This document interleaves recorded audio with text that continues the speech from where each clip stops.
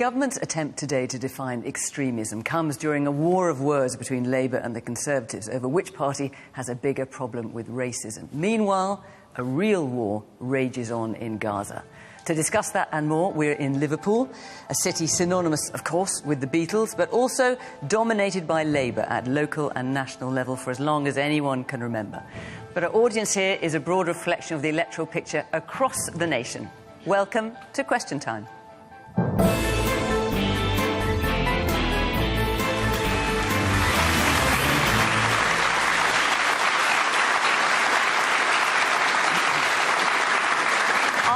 Panel from the government, Lee Rowley is Housing Minister in the Department of Levelling Up, Housing and Communities. He's been MP for North East Derbyshire since 2017 and was previously a Deputy Chairman of the Conservatives. From Labour, Jonathan Reynolds is the Shadow Secretary for Business and Trade. He was elected in 2010 as MP for Stalybridge and Hyde in Greater Manchester. Stephen Flynn leads the Scottish National Party's 43 MPs at Westminster and has done so for nearly a year and a half. The man from Dundee is MP for Aberdeen South. Aisha Hazarika hosts Times Radio's Weekend Drive Time shows and a political podcast called The Power Test.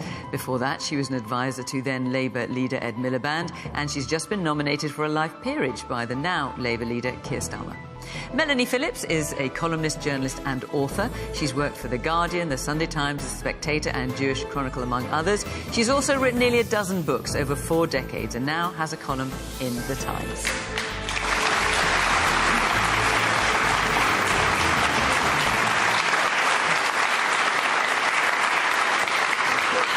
Good evening. Welcome to our panellists. Welcome to audience here in Liverpool. Great to see you. Welcome to you at home. You can catch up with the programme in all sorts of ways on BBC Sounds, on the iPlayer, and of course there's always a discussion going on social media. Right, let's take our first question, which is from Louise Osman. Will the Community Secretary announcement, Michael Gove's announcement today, revising the definition of extremism, which we've been waiting for a long time, actually prevent extremism? So, as you say, this was announced by Michael Gove today, by your boss. An abbreviated version of it, let me just share it with you, is defining extremism as the promotion of an ideology based on violence, hatred or intolerance to undermine fundamental rights and the UK's liberal parliamentary democracy. Will it actually prevent extremism, Lee? Well, we hope so, and that's why we brought it forward, because we recognise that the approach needs to change. It needs to change post the 7th of October. We've seen more extremism within the United Kingdom, but also we always need to go back and look at policy again every so often to make sure it works, to make sure it's appropriate for today. It's a very difficult area. It's one of the reasons why it's creating so much debate. But what my boss, what Michael has said, Michael Gove, is that we need more precision in terms of when we define extremism. And then we need greater clarity from government about not engaging with those who are defined as extremists. And it's all part of a plan to try to make sure that we protect freedom of speech, which is absolutely vital.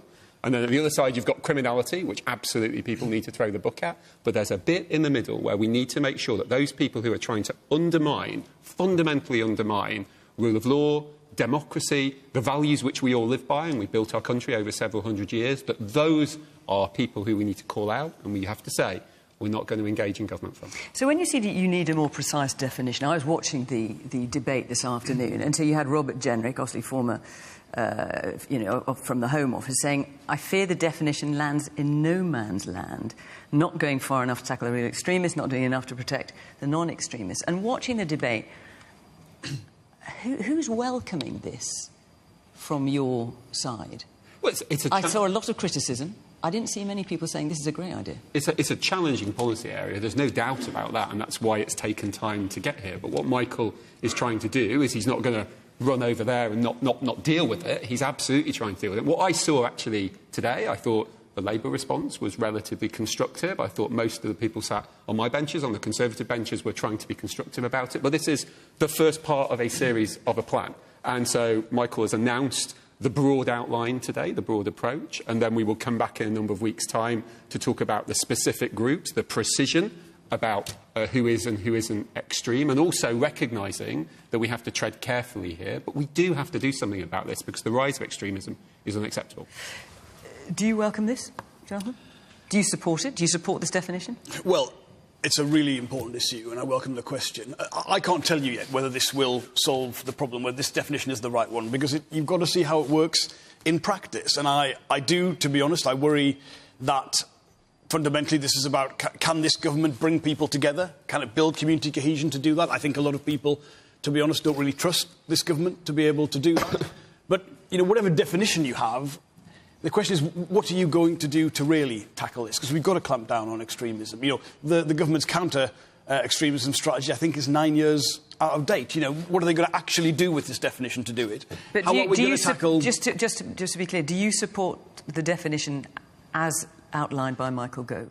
We'll have to see what it does. I mean, I find it's a very broad definition, to be honest. I want to know how it will be used. I want to know how we will tackle online radicalisation, which has become a huge problem. I want to know what will we do specifically around anti-Semitism, around Islamophobia. Those require specific responses. So I absolutely agree. We agree that we've got to have some serious action on clamping down on extremism. But can this government do it? And can it be the case, if it's a definition that's just come from one politician, to define who is the other side of that definition? I am honestly not sure. But what we really want is some proper action that will deliver this. And I think at the minute, to be honest, we cannot say at this stage whether this will do it. OK. Stephen, I'll come to you in a minute. I just saw loads of hands shoot up, so if you'll forgive me, I'm just going to go to the audience quickly. The woman there in the black, yes. Hi. I think with that definition of extremism, what would the Tory party say then about what Frank Hester said about Diane Abbott this week? Well, we'd say it wouldn't be covered by that, because the whole point of this issue, and I'm happy to talk about. I'm very happy to talk about Frank Hester in a moment. Racism, if that's necessary. it's extremism. But this is about organisations, and if we conflate these two things, which we can do, it won't get us a great deal further in either debate. This is about a long-term approach to try to ensure that those organisations who sit and stand in our country, enabled through the very values which we all share, but who are trying to undermine those values, we have to say that's not appropriate, that needs calling out, it needs stopping. And you've made that point. You say you shouldn't conflate those two things. I just point out that former Chancellor George Osborne has done that today, and he said it's interesting, I mean, I'm just quoting in that the government won't give money to extremists, doesn't want to fund extremists, but is happy to take money from someone who appears to fall under that new definition of extremism. Well, we've got a choice as a society.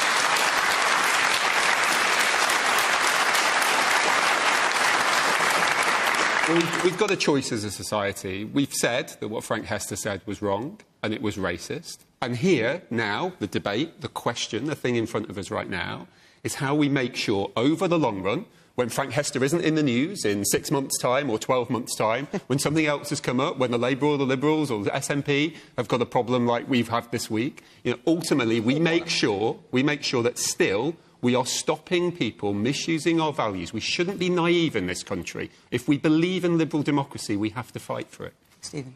Look, the good news is that this Conservative government is coming to an end. The bad news is that they've not realised it yet, so they're going to spend... they're going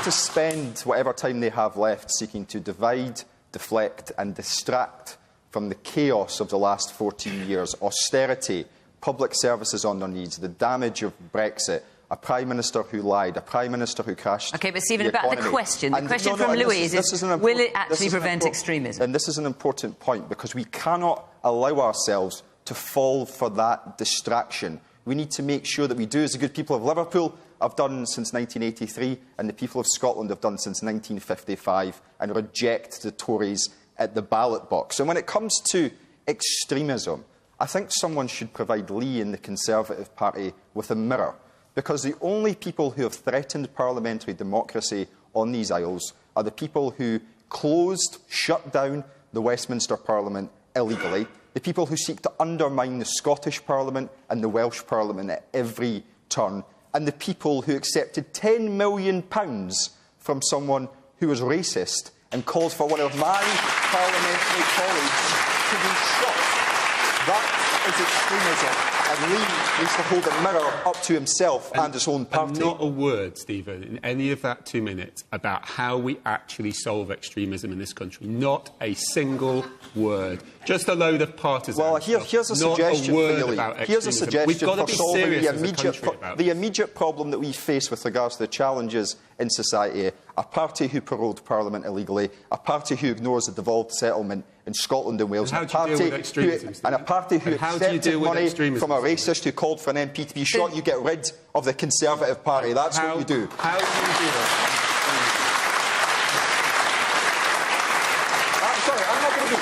I'm not going to be distracted by your divisive, deflective agenda. Hang on, just 1 second. Louise's question is about, will this revised definition of extremism actually prevent extremism? You still haven't answered that question, Stephen. We hear what you say about the Conservative Party, and of course you're entirely within your rights to make that point. But in answering Louise's question, will this revised definition of extremism actually prevent it? The important point here is that this is just a deflection. No, but answer the question. Can you answer the question? I'll give you one last chance. No, I don't believe you don't answer it. Fair enough. In terms of what the government have done today. But this is a deflection, and we can't escape from that. Melanie. I don't think definitions of extremism actually will do anything to counter extremism. We already have a definition of extremism. This is another one. Michael Gove says this is a better one. I don't know whether it's better or not. You need a microscope to see the difference. I can see there is a difference, but I'm not persuaded that the difference in language is going to make any difference on the ground. It seems to me that the problem has not been about definitions of extremism. There are plenty of laws already on the statute book to enable the police to take whatever action is needed to counter all kinds of extremists. The problem is that the police very often will not use those powers, and that is due to a variety of issues and questions depending on the circumstances. But, for example, when it comes to neo-Nazi extremists, and Michael Gove announced 2 organisations which are going to be proscribed from government. He says he's assessing them at the moment. Yeah. They're assessing them. Those don't need any definition of extremists. We all know what neo-Nazis are. But when you look at the Shawcross report on the malfunctioning of the PREVENT programme, a programme which the government set up some years ago to deal with extremism, you find that what has happened there, what's gone wrong there, is in the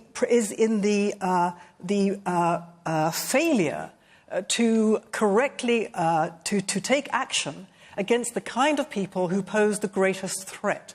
And that's due to a variety of reasons. In other words, the problem is not with the definition. The problem is with what's going on, what's going wrong with the people who have been entrusted with the task of keeping us safe. And as far as I can see, this new definition is not going to address that problem. OK. Man in the blue sweater. Yes. So I just want to remind you that he actually said when he looks at Diane Abbott... Oh, this is Frank Hester you're talking about, yeah. It makes him hate all black women and that she should be shot. If that is not extremism, I don't know what it is. And I'm sorry, I'm thinking about... I am also thinking about countless of black women, especially black girls, who hear that on TV, and that's a massive safeguarding issue. I mean, what this little girl will actually think, that she's not accepted in the society that we live in. I mean, I was not shocked that's how sad it is. We're getting used to that. But I was angry, and I hope that we protect Diane Abbott at all costs, and I hope she receives support from both parties, the Conservatives and the Labour Party as well. Thank you. Okay. Yes, the woman with the... Yes. Instead of redefining extremism, why don't we make penalties worse for hate speech? It seems like Frank Hester, nothing's happened to him. And there seems to be a scandal like this every week, and nothing happens to anybody who makes all these offensive comments. OK. And yes, in the black sweater, yeah. Me? Yeah, I mean, for years, as a teacher, we've had the PREVENT strategy rammed down our throats every year. We've had to repeat our PREVENT certificates. And yet, today, suddenly, all of that goes out of the window. Why? We've been building up with PREVENT all this time. Is PREVENT not good enough anymore? OK. Aisha. Well, look, We should take extremism seriously in our society. Joe Cox, the MP, was murdered by a far-right extremist. David Amos was murdered by an Islamist extremist. I think we should be very worried about our young people getting radicalised. I'm from a Muslim background. No Muslim mum or dad wants to see their daughter ending up like Shamima Begum. No Christian mum or dad wants their teenage son to end up like a man called Joe Metcalfe, who's a teenager. He was sentenced to 10 years after being convicted of planning to attack a mosque and kill Muslims. So we should take this seriously. We should take it deadly seriously. And do you, to Louise's question, do you think this will, what Michael Gove has said today, will actually prevent extremism and that kind of thing? No, because I think what the government is doing is cynically playing politics with this issue.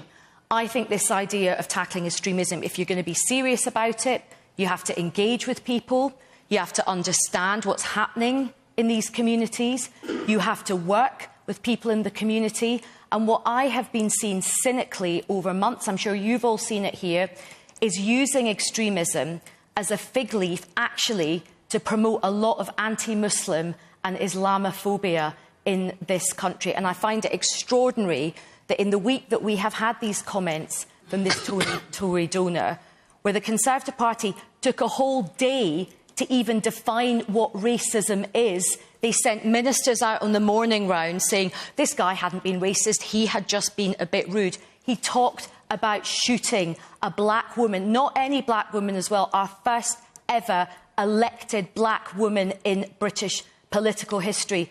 This is a party that couldn't even define that as racist. How on earth are they going to define what extremism is? I will come back to you. I'm just going to take a few more points from the audience. Yes, so the Conservative Party talks about protecting freedom of speech, all being well, but there's a big difference between freedom of speech and spreading misinformation, total garbage, total lies. As the lady said, there seems to be no repercussions or consequences to these people who make such statements. They're not corrected. The correct information is not put out there. Hence why why fascism in this country and extremism is on the rise. People are going to believe those facts that they think are fact, and they spread through social media and have detrimental effects. Let me just ask, in the interest of balance, is there anyone here who welcomes what Michael Gove had to say and supports what he had to say? It's gone well, Lee. Not a hand up. OK. There were other people who had that. You had your hand up there, so let's hear what you've got to say. Yes, the woman with the black polo neck. I think I would just go one step further and say that there has been a decades-long campaign of inciting and exploiting Islamophobia to suppress dissent. A decades-long campaign on behalf of whom? I mean, in terms of the Conservatives, the amount of suppression in terms of democracy and free speech, any time there's dissent that that's not got the approval of Whitehall, it feels as though everything's being shoved down, and that Islamophobia has always been kind of incited and exploited as this sort of... It always feels as though Muslims are kind of being targeted, and black people as well. I just feel as though it's not... It feels as though there's been a decades-long campaign that hasn't worked with Prevent. It feels as though it's not functioned particularly well. OK. Let me take one more point. I'll come to you. Yes, this one in here. With Rishi Sunak making transphobic comments in the presence of Brianna Ghey's mother and accepting donor money from someone who is, I think we can all agree, is incredibly racist, will the government accept it's complicit in a culture of racism and transphobia? All right, Lee. Well, listen, let me come back to you. You've got a number of points here. So you had your teacher, you were saying, and you were saying, well, you've been working with Prevent for ages, does that just go out the window now?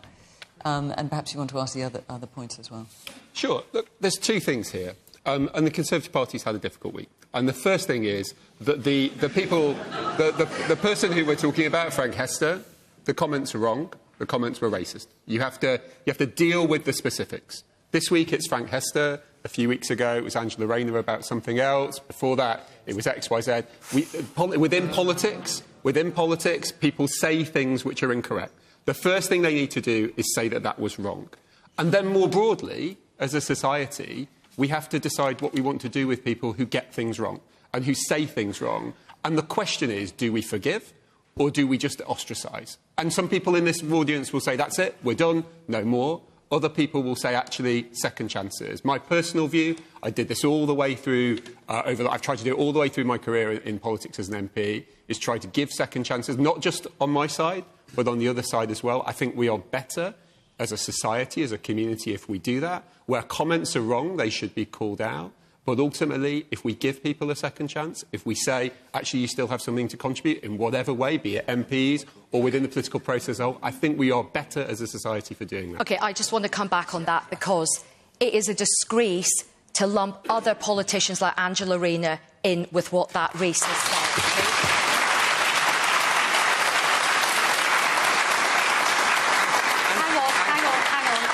Hang on.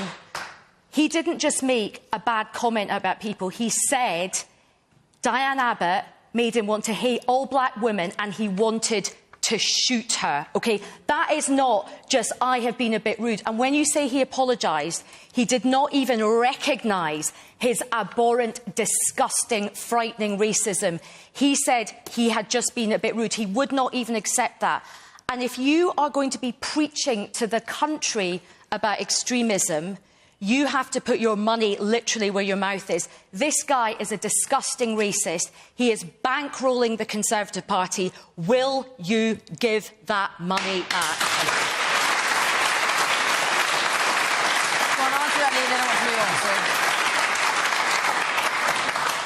As I have said, all the way through this, there are different MPs and there are different people in political life that make comments that are wrong. When they are, Who has said that they're going to shoot somebody? But when have they said they're going to shoot somebody? John McDonnell and Esther McVeigh. You remember that? John McDonnell said something entirely inappropriate about Esther McVeigh about 10 years ago. So we can all find examples of really, really inappropriate behaviour, of really, really outrageous things that were said. We should say that they're wrong. We should call out that they're wrong. But as a society, we have a broader question, as I say, to answer about whether we accept when people are contrite, that they still have things to do. Will you give the money back? You were asked that. Well, I'm not in charge, but I don't think we are giving the money back, no. You don't think we because should? Ultimately, if we say that people ask for forgiveness, if people say they were wrong, we've said it's wrong, he said it's wrong. So basically, £15 million gives you a blank cheque for racism and extremism.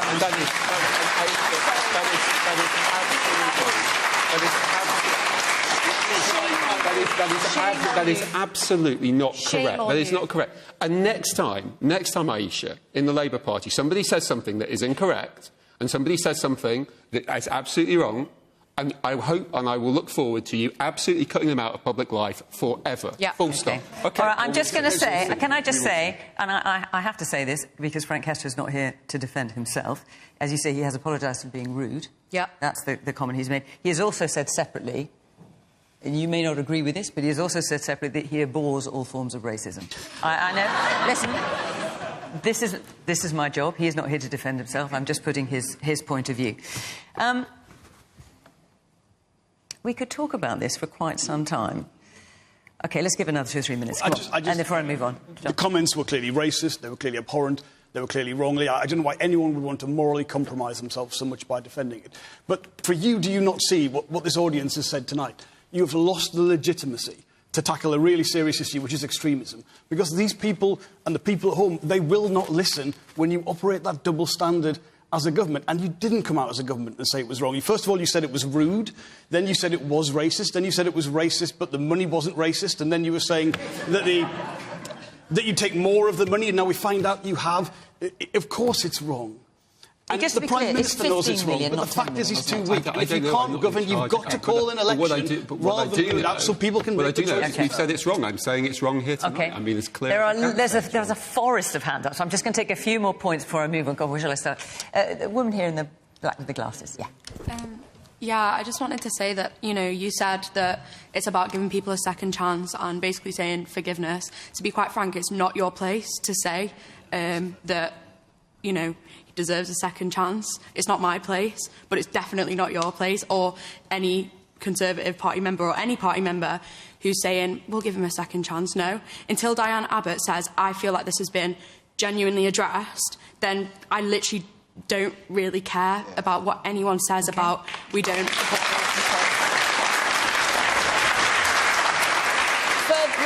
right towards the back. We haven't had anyone from the very back. The man, I think you've got a pink shirt on. No, further back. Yes. It's as abhorrent as what Frank Hester said about Diane Abbott. It's part of a pattern of people connected to the Conservative Party, because there were the comments by Suella Braverman, many comments by Suella Braverman, actually. And then what happened with Liz Truss and Steve Bannon, Robert Jenrick and others. So we're getting this from the government about counter-extremism, but the government has so many of its own problems with its own senior figures. And just a little bit further along with... yes, you've also got glasses on, yeah. Yes, so when you say second chances, like, how far is too far when you talk about second chances? Like, how much money do you keep taking from these people who are horrible, but, like, they can't even say if they're apologising or not for the right thing? They're sort of caught in this sort of trap. Like, how far is too far? What's the limit? Of unacceptability, is what you're saying. And just let's go to the man next to you as well. You've got your hand up. I'm just wondering, if the cheque come out tomorrow, or the helicopter keys, would the Tories say no? Might as well answer that before I move on. Would you take more money? I mean, we had the Kevin Hollinrake saying last night, yes, possibly. I've already talked about that. But the fundamental point is, and I understand, and as I say, it is wrong and it was racist. And the question is, when these things happen, whether today in my party, tomorrow in another, the day after in my party again, we all want it not to happen, but when it does, what do we do as a society? What do we do as a community? And I absolutely accept the point that is being made by a number of people in the audience, but the question is, what do we do about it long term? And do we say that second chances work? Well, I think the solution was provided to you very eloquently by an audience member who said we should listen to what Diane Abbott has to say in this regard. And I don't know if anyone else sitting in this room right now was furious on Wednesday at the fact that the Westminster establishment stopped Diane Abbott from being able to question the Prime Minister on this. You mean the Speaker of the House when you say the Westminster establishment? Can I just make one other point? Very briefly, because I want to move on. At the heart of all of this, with all the politicking going on, is a woman, and that woman is Diane Abbott. And I think what we forget is she is a human being like the rest of us. This woman was our first ever black elected woman into Parliament. In that time, she has been abused, humiliated, mocked, and now she's been threatened with death. And I do think, what does it say about our society that almost 40 years on after the first ever black woman was elected, that we are in this cesspool of racism? I spoke to Diane this week, and what that woman has had to go through. So in the middle of all of this, yes, there's lots of accusations, but there is a human being at the heart of all of this, and her name is Diane Abbott. OK. I am going to move on. Lots of you want to talk about this next question, so I want to take it. Just before I do, I want to say that we have got one more show before the Easter break, so that's next week. We are in Middlesbrough. Then after the Easter break, we return on the 18th of April in Buxton. So if you are in or around Middlesbrough or Buxton and you'd like to come be part of the show, be part of the audience, follow the instructions on the Question Time website, and hopefully we'll see you at one of those two programmes. Right, let's take another question now from James Pritchard. With 12,300 children dead in Gaza, will the government or opposition put any meaningful pressure on Israel to end the slaughter? Jonathan.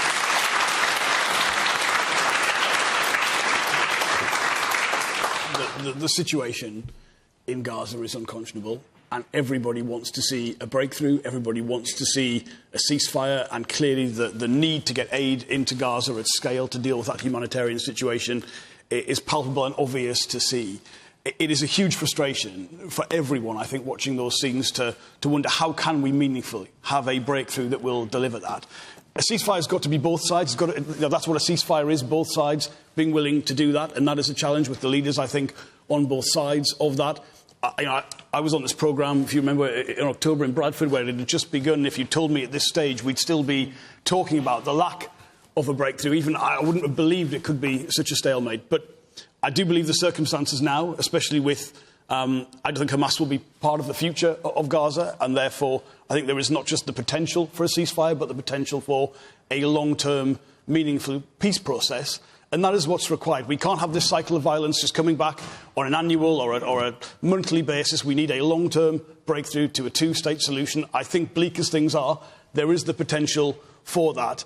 And sometimes, in situations like this around the world, things get so horrendous that they provide the means that we can never go back to it, and the will is created to move forward. And I think that is possible, though I have to say I feel very depressed and very frustrated when I see it. And I look at the amount of time and the human toll of what we have seen, and it is absolutely unconscionable. Stephen. The events on October the 7th have rightly been condemned by all political parties. They were utterly abhorrent, and the hostages who still remain in control, who are still under the control of Hamas, must be released.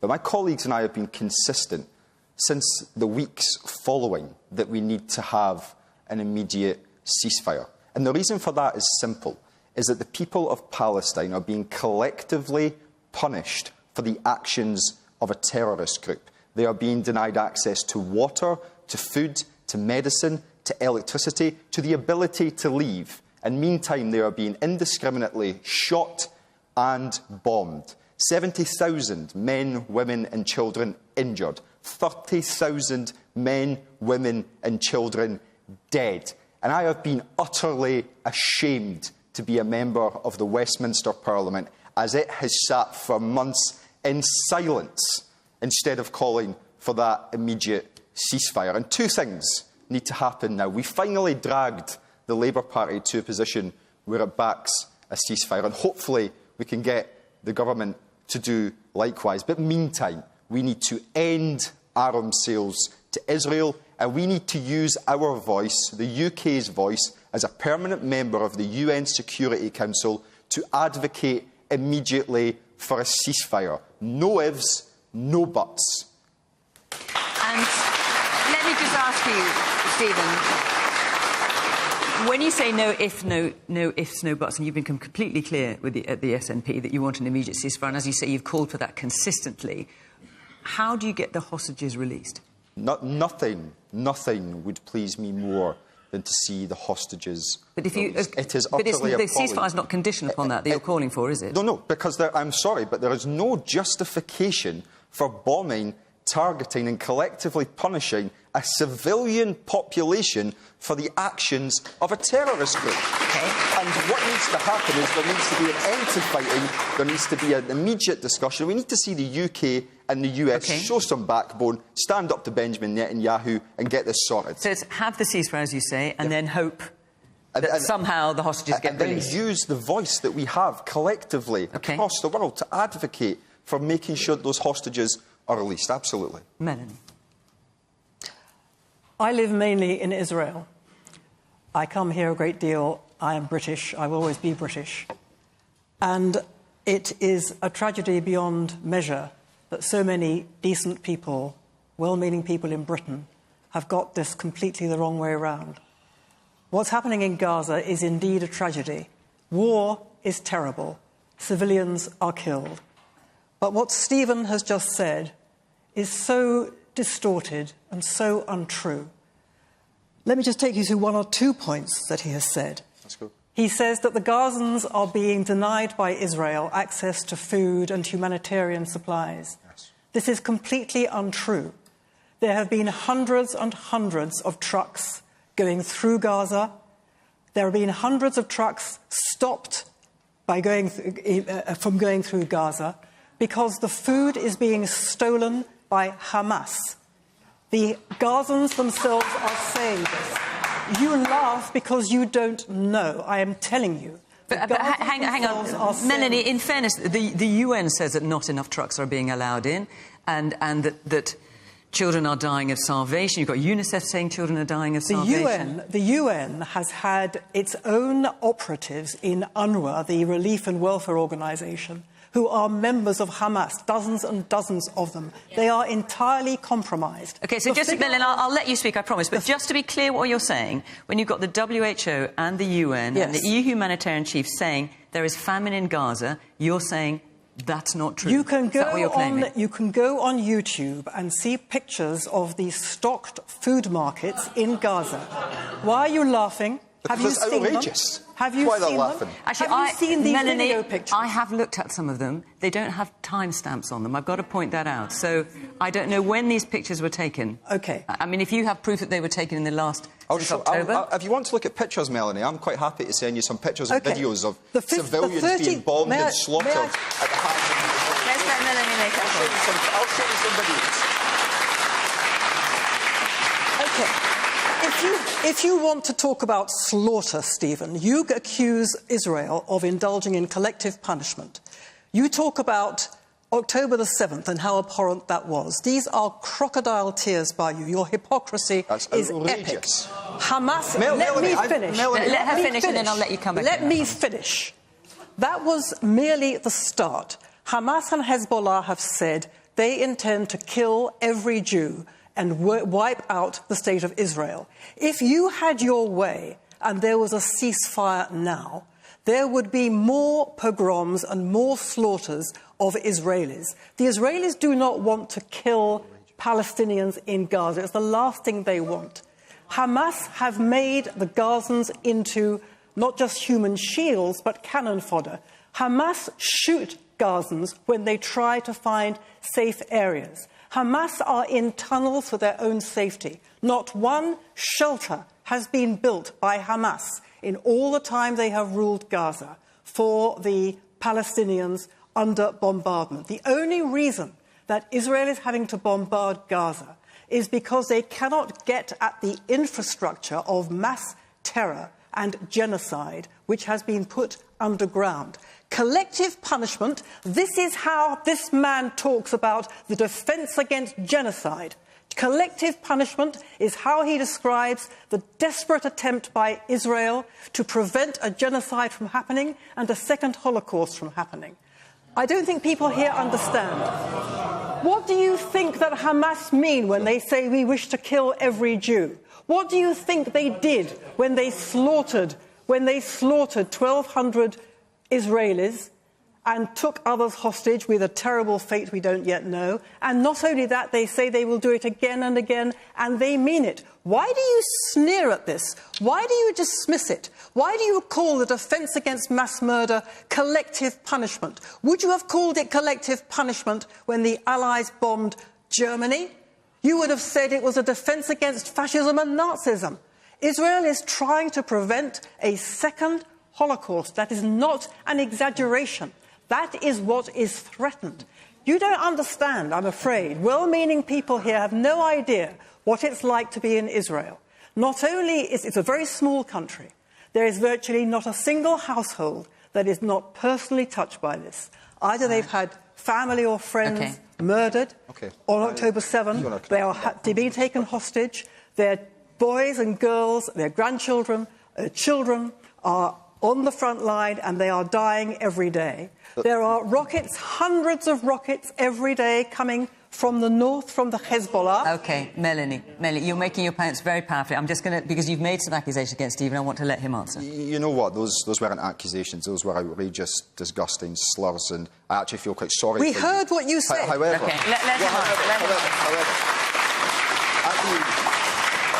at the invitation of a member of the Israeli embassy in London, I sat in a room alongside some of the families of the victims of October the 7th and watched the raw footage of what happened.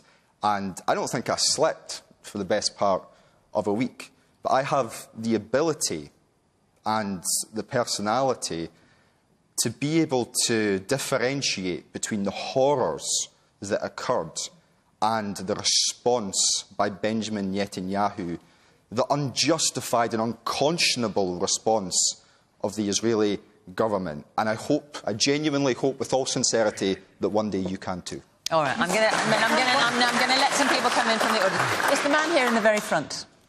I've put a question in earlier when the emails came in, and what I was asking is, does the normal Palestinian citizen have any input into ridding the country of its ruling Hamas party, such that if you have a two-state solution, It will never happen while they fear Hamas is still there.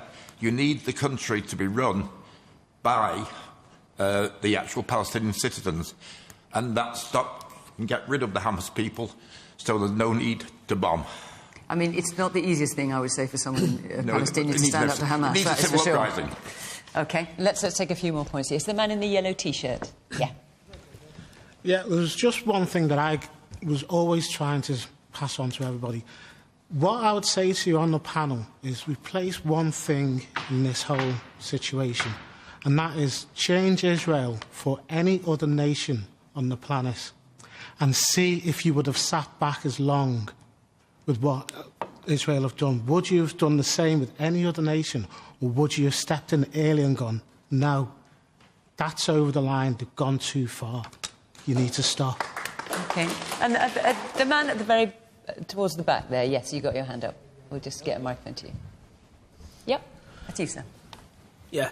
You're talking about what's happening in Israel, and the question keeps getting put back to the main two parties. How can you justify asking Israel to do something when you're not asking Hamas to do something? The answer to that's very simple. Israel is an ally, a democratically elected government. Israel is that. Hamas is a terrorist organisation. We should hold Israel to a higher standard. What is happening is wrong. We need that to say that. We need leadership to say that. We should use our voice on the UN Security Council to say that. That's the simple answer. We should hold Israel to a higher standard than Hamas. What Hamas have done is wrong. It's terrible. But doing nothing, we're becoming a complicit in that. We need to say to our friends, you should be doing better, and they should be doing better. Aisha. Well, look, I mean, everybody watching and everybody in this room is just absolutely horrified by what we're seeing, and you can hold two thoughts in your head at the same time. You can feel the understandable pain and anguish and fear of the Jewish community because of what happened on the 7th of October, that orgy of violence and evil, and you can also feel pain and horror when you look at what is happening in Gaza, the death toll and the injury. So most people can hold both of those things in their head. Most people want peace, of course they do, but let's not kid ourselves. It's not that easy. And if we're absolutely honest, a ceasefire has never felt more remote, because essentially you've got two sides that don't want a ceasefire. Hamas, as Melanie has rightly alluded to, don't want a ceasefire, and they have said that they would not stop attacking Israel. But on the other side, you've got Netanyahu in one of the most extreme right-wing governments in modern history in Israel, and there's lots of protests against him as well. Neither side want a solution or a compromise. To your point at the front, the gentleman in the pink shirt, you talked about the Palestinians needing new leadership. I agree. I think the Israelis also need new leadership if we want to try and get some resolution. In the meantime, we have got to get aid into Gaza. The idea that we're now shipping aid in and we're building this port, which could take up to 60 days, we need to get aid by truck, by road, into Gaza. And everybody in the diplomatic community is trying to be very sensitive to all the understandable concerns that people have, but pressure has got to be put now to get this aid in. Parachuting it in is a nonsense. Shipping it in is just logistically so difficult. The way to get it, I mean, the ceasefire is going to take a long time. There's no simple slogans or solutions to this. We've got to stop this famine. They are on a brink of a famine, and the international community has got to get together, and we've got to get aid into Gaza. OK. Lee, let's come back to James's question. Will the government and the opposition, but you've answered, John, will the government put any meaningful pressure on Israel to end the slaughter? Now, we heard that most senior Democrat in the States today, Chuck Schumer, saying Netanyahu's got to go, for example. David Cameron has been increasingly critical. Will the government put any meaningful pressure to end the slaughter? Well, there's a huge amount of work going on in the background, as there often is in these kind of foreign policy issues, to try to move it forward.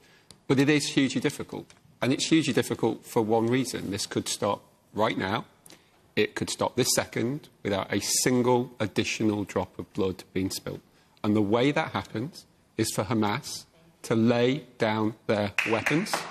It is for Hamas to say that they will not try to repeat October the 7th, where 1,200 civilians were murdered, raped, beheaded and burnt alive. It is for Hamas to release 200 people, the element of that 200 people who are sadly left, who they dragged back into Gaza and are now using as human shields. And it is for Hamas to say that they will no longer say that they will do this time and time and time and time again. And the other thing Hamas could do is remove from its charter, its founding principles, the way in which it has worked for the past 30 years, virulently anti-Semitic statement which wants to wipe Israel off the map. So I want a ceasefire tomorrow. I want all of this horrible thing. Everything you say is, of course, true, but there's no chance of that happening with Hamas. Well, I think we can all agree that. So how do we get to end this? Blame Hamas. Let's have 80% of this discussion about Hamas, about a virulently anti-Semitic, murderous group of people that started this, perpetuate this, and have it within their power to stop it tomorrow and are choosing not to do so. OK. I just want to take a couple more points. The man in the check shirt, sort of in the middle. Didn't Hamas actually offer that and Benjamin Netanyahu denied it? They offered him to release the hostages in turn for a ceasefire, and he denied it. So what does that tell you? But what they haven't done is said that they won't try to do it again and again and again. They stated that explicitly. If Hamas stopped all of this, I absolutely agree. Ceasefire immediately. But Hamas are refusing to do so. The woman here in the cream sweater. Hang on, we'll just get the microphone to you. I lived in London in the early 90s, and I remember the IRA. By the way, I am a proud Jew. And I remember back then when we had to avoid bombings and watch out where we were. I remember my friends here saying, we do not negotiate with murderers. We don't negotiate with terrorists. Though, of course, in the end, we did. Sorry. In the end, we did. The government did. Do you think... But sorry, carry on making your point. Do you think Hamas is like the IRA? Do you think Hamas would sit down with us? I'd be ready. I believe you. I think that if if Hamas said it was over, then so much would change. I don't think this is the Palestinian people. Hamas is not the Palestinian people. Let's make that very separate. Don't forget that people from Palestine came over to Israel. They would come over to work. I mean, some of the hostages are people who worked with Arabs, with people in Gaza, with Palestinians. Don't forget that. Don't forget in Israel, we have Arabs and Israelis, Jews and Arabs working together, living together, trying to make life good. Okay. Let's look and see what's happening there with Israel. Let's not forget what was going on with Hamas. The Palestinians brought them, they elected them, and then what happened with all that money? Look at all those great tunnels, right? We know this. Jews know this. Jews know this. And that's what's so exhausting. OK. Thank you for your point. I'm going to take another question. We've got about 10 minutes left, and I want to try and fit it in. And I know we will return, sadly, to talking about Gaza. As you say, when you were on in Bradford, who thought we'd be talking about it this many months on? Alison Litherland. Yes. If a judge, having heard all the circumstances, all the facts of a case, gives a substantial sentence of up to 4 years, how is justice served by releasing that person early on a whim? So the Justice Secretary, Alex Chalk, announced this week that prisoners could be released from jail 2 months early. That was on top of having already done that, an early decision to release prisoners 18 days early. He's now extended it to 2 months. Basically, the prisons are too full. Stephen, actually, they're too full in Scotland as well, aren't they? It's not just a problem down in England. Well, indeed, and much of this has been a consequence of a lack of investment in public services, of which our judicial system is very much at the heart of. And, you know, that stems I mean, from... prisons are devolved in Scotland, so you could build more prisons if you wanted to. Prisons are devolved in Scotland. The justice system in Scotland is devolved and it's separate. What is not devolved and separate is, of course, the Chancellor's budget, which he makes, and that obviously impacts upon the money that's available in Scotland. And there's been obviously a 10% reduction in the capital budget, capital grant to the Scottish Government in order to build these new things. So the fact that Scotland's... I mean, you've got an overcrowding problem in Scotland. We'll come to England as well, of course, but you've got an overcrowding problem in Scotland. Scotland has more inmates per 100,000 population than England or Wales or even than the European average. Now, that's not down to the Westminster Government, is it? Well, no. It's down to, obviously, people committing crimes and going to jail. I know from listening very closely to Scotland's Justice Secretary that there's a real desire and determination in order to ensure that we can have proper rehabilitation so that we don't have this endless cycle which exists, particularly amongst those people who live in poverty, may I add, who go into a lifestyle, and that lifestyle is perpetuated throughout their entire existence on our planet. And we need to be in a position where we can change that and do good by these people. I'm not entirely abreast of the situation in England. You'll have to forgive me. Well, England's doing what Scotland's already doing, which is releasing offenders early. And Alison's question is justice served by releasing offenders early? Justice is served by making sure that someone doesn't commit a crime again and breaking the link between reoffending, which quite clearly exists. And obviously, if the prison system is under pressure, that's as a result of the financial decisions that have been taken by the Treasury over very many years through austerity to cut back on investment in public services. But we need to reappraise and refocus how we look at our justice system. We shouldn't just send everyone to jail on a whim. People should only be going to jail for the most serious of crimes, and people who can be rehabilitated must be rehabilitated. It benefits us all. Aisha. Well, look, this is just another symptom of, I'm afraid, what is now known as broken Britain. We have a real problem with law and order in this country. We've had police cuts, so it's a miracle if anyone even turns up if you report a crime. There are big backlogs in our court system. Justice delayed is justice denied for a lot of the victims. There are now not enough prison places to put all these people in prison. Many serious crimes, like rape, have practically become decriminalised. People are going into shops and just filling their boots and the police won't turn up. Antisocial behaviour is off the chart. So we have got a real problem with law and order in this country. And the Conservatives used to be the party of law and order. And I just wish, instead of whipping up hatred against minorities or othering other communities, I want to see politicians and ministers get on with the job, get tough on crime and tough on the causes of crime. So we have not got long, so I'm going to ask you to be reasonably brief because I do want to try and bring the audience in as well. Lee. Well, we talk about what the problem is. The problem is a hangover from COVID. There was a lot of... But there is. And sometimes politicians have to be clear. You know, you can laugh or scoff, but the reality is that during COVID, when you take out a substantial proportion of your capacity in your courts for a while, there's a backlog that builds up. And so a backlog of people have built up within the system, including within jail. We were building 20,000 new places, but when the spike happened after COVID, we've got to work through that. And we're trying to work through it, and that's happening, but it's going to take time. And what politicians need to do is to say, we've got a problem, let's work through it, let's put a plan in place to do that, which is what is happening. But just on prison places, the 2019 manifesto promised to add 10,000 more prison places. Then you had another go in 2021, promising 20,000 more places by the mid-2020s. But by last July, it was only just about 5,500. Yeah, and it's increased. I mean, it takes a long time to build a prison. I've been involved from... Yes, but you promised 20,000 by the mid-2020s. And we're doing that. And we're moving it forward. We're making sure that more prison places come on. But whilst we've got a challenge of trying to work through this backlog, we have an issue. And what we have to do when we say we've got an issue, whether it's in this part of public service or another part, is have a plan, which is what we're doing, building 20,000 places, and making sure that we implement that plan rather than going back to square one. Reasonably briefly, Melanie. The lady says it's a joke. I entirely agree. The system is simply not fit for purpose. I think Aisha is absolutely correct. The system from top to bottom is juddering to a halt. COVID is a new one, I have to say. But it's true, Melanie. The number of people have increased. That's as may be. My impression is that this crisis is being caused also by much longer sentences, more serious crimes.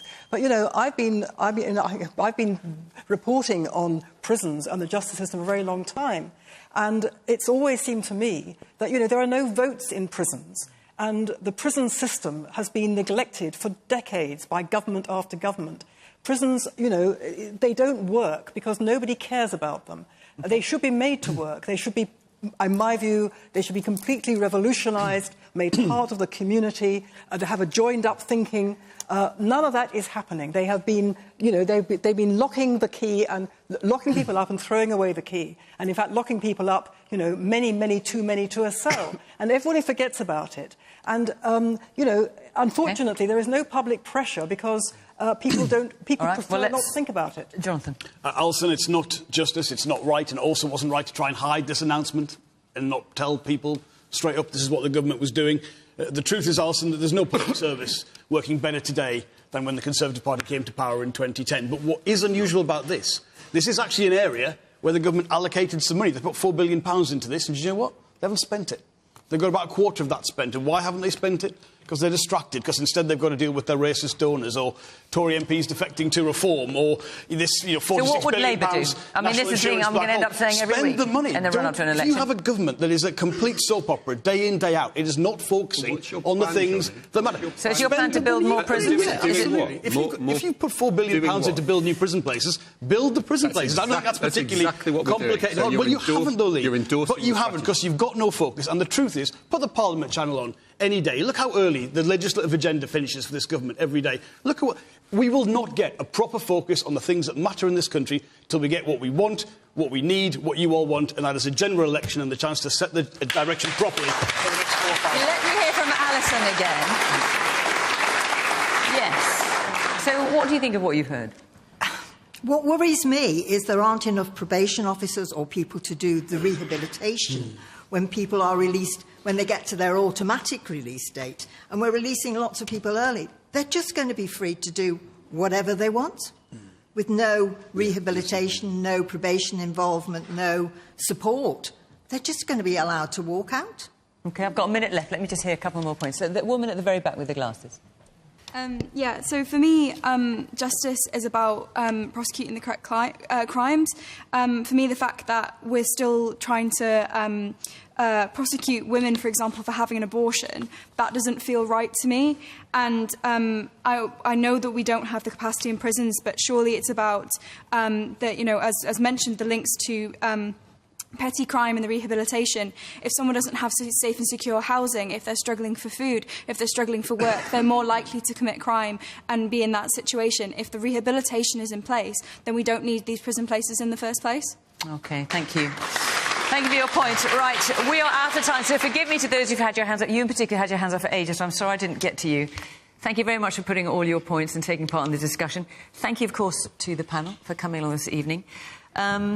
Remember, we have one more show before Easter. That's in Buxton, in Middlesbrough, sorry, so do come along to that. And I just want to say, for these lovely pictures of Liverpool, I'd like to thank Nick Fletcher, Patrick Allen and Jack Pugarides. Thank you for these. It's very nice for me to be back here, since I was originally a Wirral girl, even though I don't sound like it. So I know, my goodness, who'd have thought? Anyway, from Liverpool, from all of us here, until next week, bye-bye.